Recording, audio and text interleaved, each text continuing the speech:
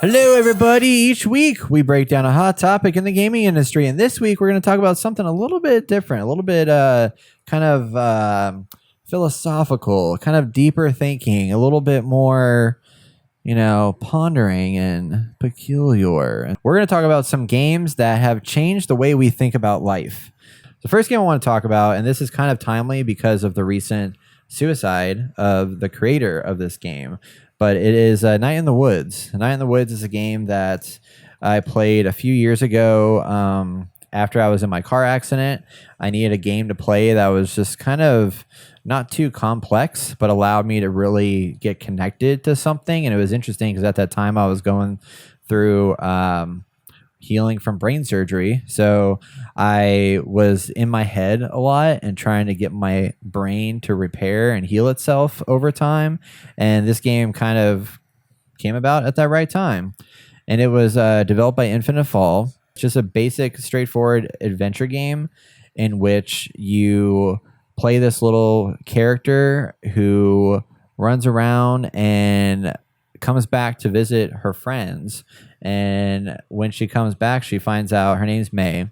And when she comes back, she finds that her town is not like it was. When she left, it was all about everything was hustling and bustling, and all of her friends were doing cool stuff, and things were exciting and fun. Then she goes out to college and doesn't fit in, so she drops out, and then comes back to find that her town is changing. It's changing because it was a oil town kind of thing, or like a blue collar town, and now it's not that way. So shops are closing down. This is happening, and ultimately the idea behind it is it centers around kind of depression and just isolation and loneliness, and it's all text based. So there isn't any audio voice acting happening here. But when people talk about suffering from depression and anxiety and just not feeling like they belong in any sense of the word, put a lot of that in perspective and made me relate more and more and have more understanding and respect and care for knowing that that's a real thing. Yeah, I know you kept talking about it when it first came out, like how good it was and the story and stuff, and it's something I should jump into for sure. I'd recommend it. Yeah. It's quick. I mean, I think it's like an 8-hour game. It was nominated for a lot of awards over the years for Trending Game of the Year, Art Direction, Excellence in Narrative, Visual Art, Narrative Debut, Game, Original IP, and stuff like that. And the developer, unfortunately, recently committed suicide as a result of some things that came out about him through allegations that came out that were said about somebody else that he was working with at one point. So she came out and spoke out about something that he may or may not have done, and it hit him pretty hard. And he, a couple days later, committed suicide. And you can see a lot of this stuff that was in his head likely coming through in this game, the things that he was thinking about and all that stuff. So it's pretty kind of shocking and very troubling, and just it's real. It's pretty real. Yeah, and I think it's interesting to see stuff like that in video games, especially knowing the background of certain developers. I think that's the reason why video games exist. I've heard countless stories of people talking about how video games have saved them during a tough spot in their life, and it's something you're able to get out and get out of the world you're living in. I mean, that's what entertainment's all about. It's about escaping reality. So I want to talk about Hellblade: Senua Sacrifice. It was a heck of a game. And immediately, the way it starts off is you're like slowly zooming in to this person who's on this piece of wood that's floating, and it's a woman, and she's slowly coming up to shore. And like right off the bat, it's like very quiet and serene in the sense it's like, she seems like she's kind of like in limbo in a way because it's very foggy. And then these voices start to pop up, and they're talking, but they sound very much like in your head voices, which they are. Basically, the game is a warrior's brutal journey into myth and madness. Set in the Viking Age, a broken Celtic warrior embarks on a haunting vision quest into Viking hell to fight for the soul of her dead lover. So basically, this woman has schizophrenia, and she's mentally ill, and her lover has died. And so she's battling with visions of her own. She's basically in her own hell, battling visions of demons and, Viking enemies and stuff like that. But this whole game was based on actual research done by this team, along with another team who's actually trained in mental health. And they took this actual problem that we have in the world of mental health and put a video game spin on it. And I think it's a very good, although it's very gamey, I think it is a very good representation of what people go through that have mental illness and hear voices and see things. And in the game, it's very hard to tell what's real and what's not. Some things are very obvious, like enemies pop in and out and disappear as you kill them. But then other stuff is like, am I actually seeing this? Because as you get farther in the game, less and less, you just can't figure out what's real and what's not because it's all so crazy. This changed my life is because, well, as most of you guys probably know, I'm a firefighter paramedic. And so I deal with people who have mental illness and I see what it can cause in reality and some of the issues, mental or actual health issues they have related to mental health. And so, like, getting an understanding of this really helps me out on my job to sympathize and even empathize with some of these people sometimes. Yeah, I still need to jump into this game. I mean, it's amazing how well it was received. I mean, it's obviously a really good game, but just the fact that a game that is kind of it's not a mainstream game. Mm-mm. It's a very, very much on the edge of what is created these days in the game industry. And it got 10 out of 10, 9.5 out of 10, 9 out of 10, like all over the place. It helped a lot, I think, kind of express to people the realness of these mental illnesses, which, you know, we talked about a couple weeks ago. The mental illness like conference that's happening that's going to help bring game developers and then people that are studying this stuff together. I want to talk about, and I like talking about this because there's so much talk about video game violence and all those different things, but I want to give an argument against that idea. Call of Duty really showcased me the true trials of war and the intensity of war, and basically making me realize that, one, I don't like war. I don't think it's I see the necessity of it sometimes, maybe, but I feel like there's got to be other solutions around it. And it's extremely violent, and it just makes me less and less wanting to ever get involved in a situation where I don't have any desire to pick up a weapon and shoot it at people blindly after playing these games because of how intense and violent it is and how much emotional like pain that you would, I just couldn't ever do that. So, for me, it's had the opposite effect that some people think it would have on the psyche of like, oh yeah, the more you do it, the more you get conditioned to be okay with killing people and stuff like that. I feel like it's the opposite effect. I think it conditions me to not want to do it because of how real it feels. Yeah. Unless you're literally doing it, there's a thing that switches over on your mind. Like, I can contest to that. Like, I see dead people, every so often, and yeah, that could take a toll on you, but I've come conditioned to be able to turn certain things off my mind so it doesn't affect me, right? Yeah. So I think it's the same thing with going to war and killing people. It's a survival mechanism, and you just do it, and then you forget about it. Yeah. That's the only way to survive. You can't survive any other way. Yeah. Otherwise, you could literally go crazy and go insane. Yeah. And potentially hurt people because of that, Yeah, I think in that situation, it's a whole different mindset when you're talking of actual people that have gone to war, because that is their job. Mm. Their job is to take down the enemy in whatever means necessary, and that includes killing people, and that is hard to grip. This is what we do, and it drives me crazy that we are a society that thinks it makes sense to go in. There are bad people out there, but I don't think violence is always the answer for those things. Like, sometimes when we do it, I think we do it too aggressively. And let's drop bombs on people and not worry about the casualties that may come into play. So, but Call of Duty kind of helped show that, as fun as like multiplayer can be and stuff like that, like the story campaigns were like, wow, that's unpleasant and not comfortable to watch, and makes me less and less want to engage in any of that kind of stuff. Yeah. So,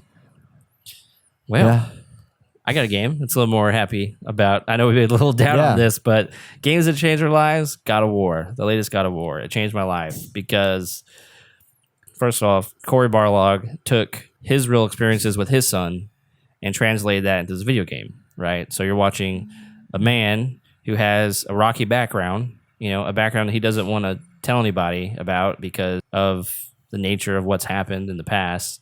And now he has a son, and he has to raise his son by himself. So, I mean, the game's all about Kratos raising his son. And so seeing that, me getting older, potentially having kids in the future and stuff like that, getting married, Kratos lost his wife, which is traumatic. I can only imagine losing your wife and then having to raise your son by yourself.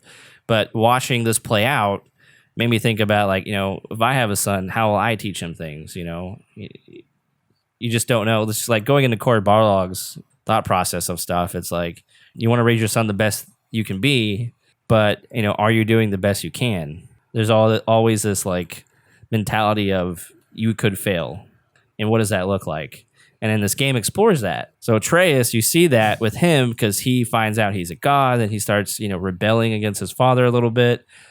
It's just this whole back and forth, and get me thinking about my future and my son and how I teach him, how will I be the best father possible, because there's a lot of moments in here. I mean, there's one moment in here where there's a very deep, heartfelt conversation between Atreus and Kratos, and it made me cry because Kratos had to expose him, like be completely vulnerable to his son, and this whole time he's trying to be this very strong man. I feel like this has really got me thinking a lot. Yeah, and it's another reason why it was my game of the year. So, the story is just deep, but the story is real too. Like that's why it's so game changing. That's why it's changed my life. So, last game we have to talk about here is going to be Assassin's Creed. And the reason why this game is something that has changed the way I think about my life is, again, going back to the stereotypical, like the preconceived notions about games that people have is that they expose you to violence, they don't teach you anything, you're just playing a game, you're wasting your life away in front of a screen or whatever, et cetera, et cetera. Isn't always true, because again, we talked about emotional understanding with this. We've talked about war. We talked about relationships and like family relationships and family ties that have been expressed really well through gaming. The other thing is like history and just historical influence, and then teaching that history, because I think it's important for us to learn history. I mean, like, you learn from your mistakes. Like, that's just the way of life. Like, you fail, and you have to fail to learn. And by failing, you can continue forward and do better the next time. And the hope is that you learn from people of the past that have made the wrong choices, and then you grow from that. So Assassin's Creed really did a good job. It's one of the first games the first game I ever played that really put a heavy emphasis on capturing real world locations and telling stories and history that got me really interested in learning history without reading a textbook. Because Assassin's Creed 1 specifically, it was during the times of the Third Crusade, and you were going around between Damascus, Jerusalem, Masyaf, and stuff like that, and you're exposed to these areas that I knew nothing about, other than I knew about Jerusalem just from studying religion and things of that nature. I've heard about Damascus and all these different places, but I'd never seen them. And for them to portray it in this game, and have, whenever you found a historical landmark in the game, typically there was this gameplay mechanic where you climb to the top of the building using your parkour and then jump off into the wagon cart below, right? And in doing that, once you discover that location, you can then open up your menu and read about it and find out the actual historical significance of this building. And then Assassin's Creed 2 took you to another location where you were playing Ezio, and you explored, Vatican City, and you run around in Florence and all these different Tuscany kind of areas, and that was a whole new experience. And then later on you go into areas like Rome, and then explore all these places I've always wanted to go to that have I love architecture, and I'm fascinated by it, especially older architecture, and seeing all this stuff in this game, and then also tying in some of the history, which obviously there's some liberties taken with, Leonardo da Vinci was in I think Assassin's Creed Revelations, but it was in this fiction that they created, right? But they still truth to Leonardo da Vinci and the things that he made, and the epic creations that he had designed that I didn't know anything about had it not been for playing this game. I didn't retain this information when I was in college, but I did retain it from playing through these stories and reading details and the documents and stuff, the extra content that you unlock as you're playing it. And now with the new games, like I'm really excited to actually dive into Origins and Odyssey for the sake of playing Discovery Tour, the Discovery mode or whatever, where you can go around and just explore these worlds that have been finitely crafted to showcase, old Egypt and then old Greece. And I think that stuff is just incredible that they, especially for kids that are young and they see this game and like, oh, this looks cool. I get a sword fight and do all these crazy things. They're also learning stuff along the way and might find invested interest in old architecture and history of these locations and more just like awareness of the world by jumping into Assassin's Creed. And I thought that was really, really awesome and powerful. So it's had its flaws, but it's.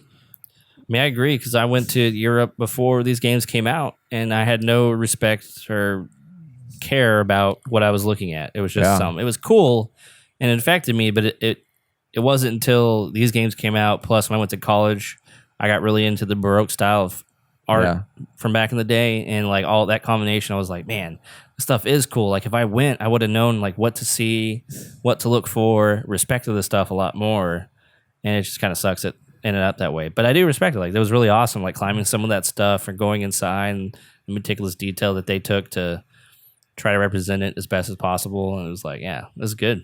That's good.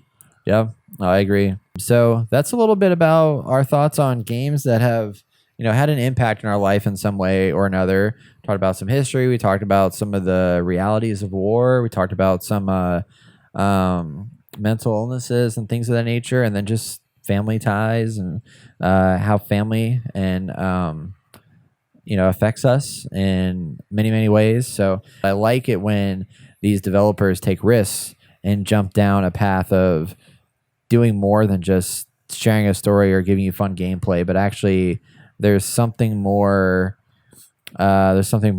deeper to the game that you're investing your time into. So like Borderlands 3, for example, it's a fun, exciting, like shoot 'em up kind of game, but there's no historical significance to this. Yeah. Or deep you're not story, gonna apparently. walk away with anything. Yeah. Right. You're not going to walk away with anything crazy wild, but a game like Death Stranding, you'll never know what we might learn from that game.